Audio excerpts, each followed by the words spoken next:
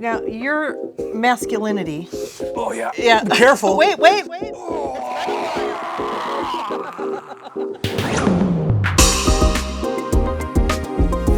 a warm welcome to you all.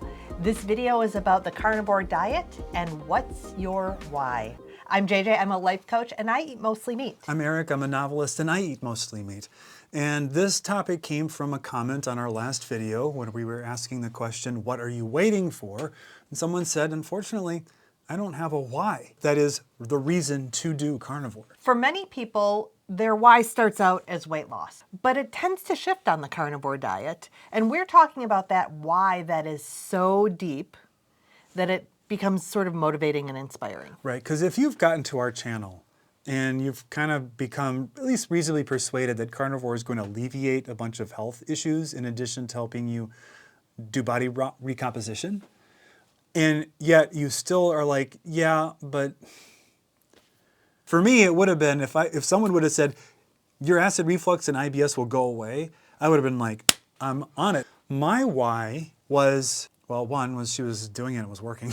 But my why was partly out of fear about my health. I had bad cholesterol that some people would interpret that as a concern and other people wouldn't care. But I cared, and I had some, just a history of health anxiety, so I'm always kind of worried about my health a little bit. And so I thought, well, if this helps me be in better shape and have better body composition, then I want to do that, because what I was doing was definitely taking me nowhere near that goal or any improvement toward it. Another part of it would be a certain amount of just ego and just wanting to look different than I looked. And that was enough of a why to get me out of neutral and get me going on carnivore. For me, I had an element of fear. We've talked in past videos about how in the 90s we saw Bob Hope, and if you know who Bob Hope is, put it in the comments. But Bob Hope and Pope John Paul were in their 90s, and every time we'd see them on the news, they'd get more and more frail. They'd be shrinking and getting more frail. They were in their 90s, so hey, that's pretty good. But we called it the Pope Hope Frailometer. So they would get more and more frail. And I have seen people aging in my life getting more and more frail. So my fear was around that frailty and wanting to stave it off as much as possible for as long as possible. And I also, though, was motivated by something a little more positive as well. I'm a life coach, so I deal with people and their fears, but then we also look at what is that deeper motivator. So for me, it was vitality and freedom. I haven't told my story a lot, but in my 30s, I had hormonal collapse. I was so drained and depleted that it was hard for me to get out of bed. And I was trying to hide it from most people because I have this, I want to look strong and independent.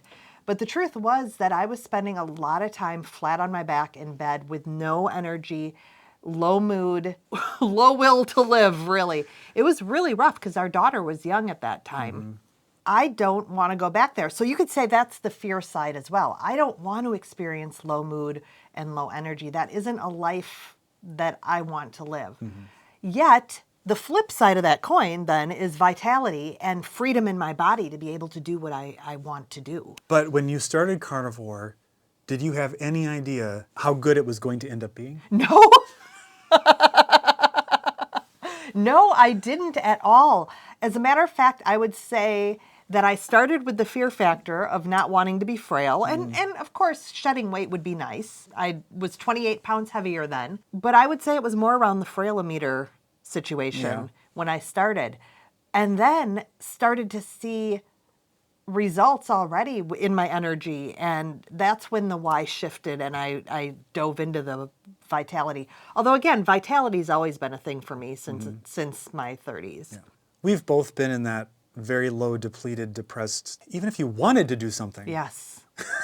Where does the energy come from to get started? And that's a very real and challenging place to be. And I don't think that you can browbeat people who are in that state out of that state. So even having been there, and we're not health mental health professionals, so we can't really offer advice on this. The metaphor I always had was, how do I climb out of this? And my problem was there was never a first step of firm footing where I felt like I could trust to put my weight in order to make one step forward. And so therefore I didn't have the energy to do it. The thing that has worked for me sometimes, try to recruit some curiosity around doing something different. Because I was always, I think, smart enough and observant enough to know, well, if I don't change anything about what I'm doing, I'm certainly not going to spontaneously have an improvement. And I knew very well that I could not rest myself into more energy. And it sounds kind of counterintuitive. It's like, if I only could sleep more. But we both tried that. Yeah. If I could only rest a little bit longer, that will be the self-care I need to get the energy. But it actually is a spiral of no exertion results in less energy, results in less exertion. So recruiting curiosity then allowed me to say, well, it doesn't rise to the level of an experiment. It's almost more of just like, can I just do one thing differently? If you have gotten to this channel, I would suggest, I'm not trying to be a mind reader, that there's something about carnivore, at least, that's intriguing enough that it's holding your attention, because it's certainly not my charm. It might be hers. That there's enough curiosity about carnivore itself to say, well, maybe I don't have to commit to carnivore. I would say, just do one carnivore meal to see what it's like. You don't even need a why. You just need some curiosity to see what would happen if. And I would start with breakfast and just have eggs and bacon and say, yeah, I'm just going to have eggs and bacon and maybe coffee if you like it. And just do one meal. I love this idea of curiosity and taking that little stretch. And you also have to give yourself credit for doing it. If you say, yeah, but breakfast was easy. With eggs and bacon. What's eggs and bacon? That was nothing.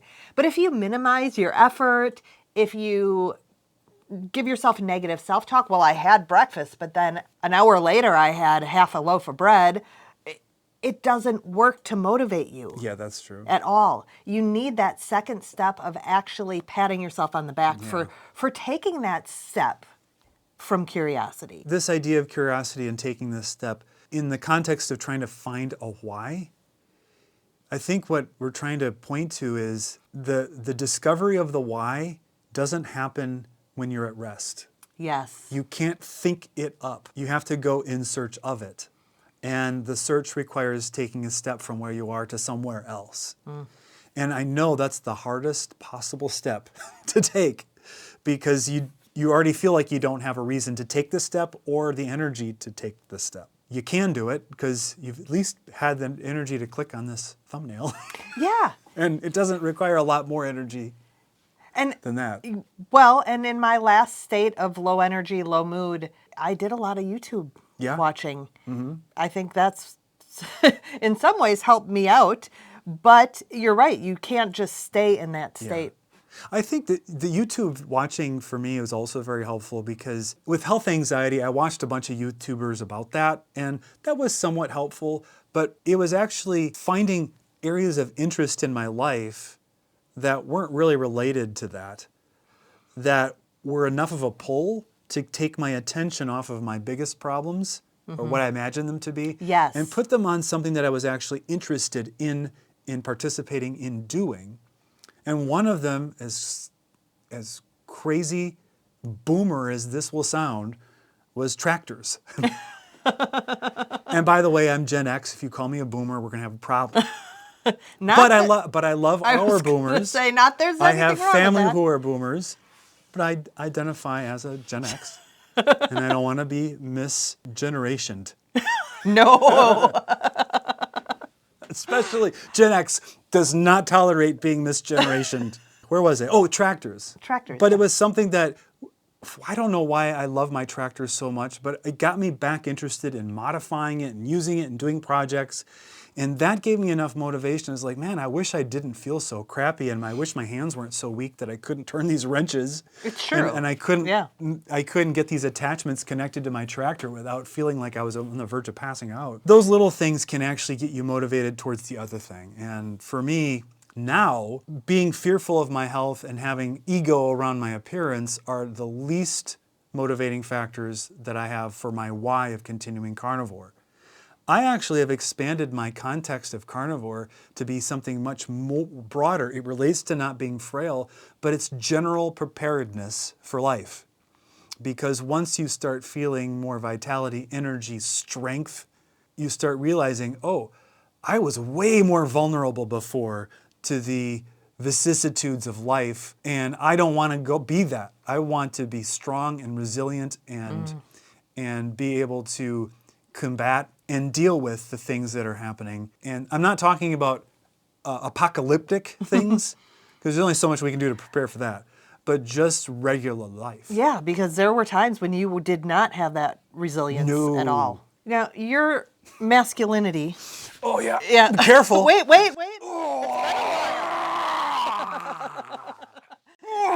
You're probably going to hate what I say. Oh no. Yeah, I know. Sorry.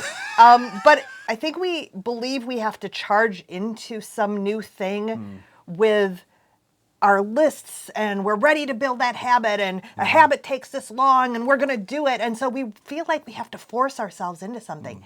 And really, we're speaking of a more gentle route to find your why. A gentleness around acceptance around where your body is right now, where your mental state is right now, and having that curiosity to move into an action. And again, it doesn't have to look like that big, huge, giant action. I remember when we went to see Tony Robbins. There's a lot of masculine energy in that man, but most of his protocol is around really just making yourself do it. Well, he's always talking about a state change, and he Yeah. snaps his fingers extremely loudly. He's got hands like the size of, They're megaphones. yeah, like boat oars. His whole model is change your state, and then that changes what you're able to do. And I think there's a lot to that, Yes. of being able to, on command, change your state to a higher level energy. Huge. But you have to have something upon which to stand in Yeah. order to be able to do that. And there's been times where I just didn't have that. No. And maybe had he come into the living room and stood there towering over me and exuded his energy at me, it might have lifted me out of it. But I didn't have that. I didn't get that gift. And so I had to go a different route. Yeah. Now, there is something to be said about applying some masculine energy to a problem like this. Okay. Because some people will respond really well to it. If that's you, I doubt you've tuned into this channel for very long, because you are elsewhere. You're watching Jocko Willink and David Goggins and a number of others, and you are already being sort of browbeating yourself into action. And that is a totally different model. And a valid one for some people. And I would say that if the soft approach is not resonating with you, then I would suggest that if you have low motivation, you need more risk in your life. And it's not necessarily skydiving or bungee jumping types of risk. I would not recommend people actually put themselves in that much physical danger. But you need more risk of public embarrassment. You need to find some sort of endeavor, some kind of thing where you can fall flat on your face in front of people. And whether you succeed or fail, the level of charge that will go through your body when doing that will shake you out of a lot of it. But it goes along with my mode. It goes with your mode because it relates to stretch, risk, or die. Yeah. Wherever you're at right now is your comfort zone. And the next step from your comfort zone is the stretch zone. And a stretch is something you know you can do, but you just haven't done it yet. So it might be, I know I can have bacon and eggs for breakfast, but I'm not doing that right now. I'm having that piece of toast with it. That's the stretch zone. What's really important to note, though, is that the comfort zone is guarded by your fear. So your fear is there saying, you don't take that stretch, don't do it, because you might risk failure, humiliation, success, looking foolish, looking like a loser, whatever. So it's always there sort of giving you those excuses to not take the stretch. Beyond the stretch zone is the risk zone. And this is where you actually start to have physical manifestations of fear. So you really are risking more in the risk zone. And it might feel so risky, that risk of failure, that risk of humiliation, risk of success, that your palms start to sweat, or your heart beats a little faster, or your scalp tingles a little bit. That is the risk zone. And then beyond the risk zone is the die zone. And that is something that is so scary that you would rather die than take that risk. And what you're talking about is sort of that die zone. And what the founder of Fearless Living says, Rhonda Britton, is that in the die zone, your fear dies. It feels like you're going to die, but your fear dies. Now, when I work with clients, the die zone, we examine it because eventually all these zones get closer. The stretch zone becomes your comfort zone. The risk zone becomes the stretch zone. So we look at what dies are, but we don't necessarily encourage people to always be taking dies. It's not necessary. You can get where you want to go with the stretches. That die zone, you're right. Big risk, big reward. And some people thrive on that. Direct experience. The building we're in has a very tall roof, and I had to clean the gutters, and I had to climb the ladder to get up there. And I don't like heights very much, but I detest climbing a ladder and getting off the ladder onto the roof. So what I did was I climbed the ladder and I just hung out each elevation. And then I went a little bit higher and I hung out, and I just hung out, and I just hung out, and I just hung out. When it was time for me to step off of the ladder and onto the building, I really thought about every motion of my body. That moment was the commit, because I knew to get off the roof, I had to do the opposite, and that's way scarier. It allowed me to do that transition and get onto the roof and do the task I needed to. It was a bigger success than just getting the gutters cleaned. I was up there, I'm like, wow, this is an amazing view up here. And I never would have gotten to see it if I hadn't done that. Yeah. And it's true of Carnivore. It's an amazing view. Get 30 days or 90 days downstream of it, and you will not believe how life looks. In the last video, we talked about really making that decision and making that commitment, and we highly recommend that. And there's this other approach of practicing each rung of the ladder as well. I can't imagine you'd be considering Carnivore if there wasn't either weight loss issue or other chronic health issues that you were trying to figure out. But if they're not enough to get you out of neutral, there's another possibility, and that is your chronic health issues are the reason and excuse for you to not engage more fully with life. And I'm saying that advisedly because I've been there, and I know how that frame of mind works and how it feels, because I too have done that. And in fact, coming up in a family culture where work, I think we both have this, where work is prized above all other things. The only way to get out of hard work is to be really sick. Yeah. If you're sick enough, then you have an excuse not to show up to do those hard things that you don't want to do. Or show up to take those other risks that you're afraid of failing. It may not resonate. You may feel like, no. Why would I have these afflictions if I could get rid of them? That's a great question. So what's your why? I think we'd love to see in the comments, going to be want to spend more time with my grandchildren, play with my kids, have more energy to do my hobbies, or there's trips you want to take and you want the energy and the vitality to do those. You just like thinking clearly. Imagine that. And not forgetting. Oh my gosh, brain fog. That was no fun. So we want to hear those, and those are powerful whys, but that doesn't have to be your why. It can be a selfish why. It can be a selfish why, and if you're struggling to find your why, drop the rope, stop struggling, and just step into it with curiosity.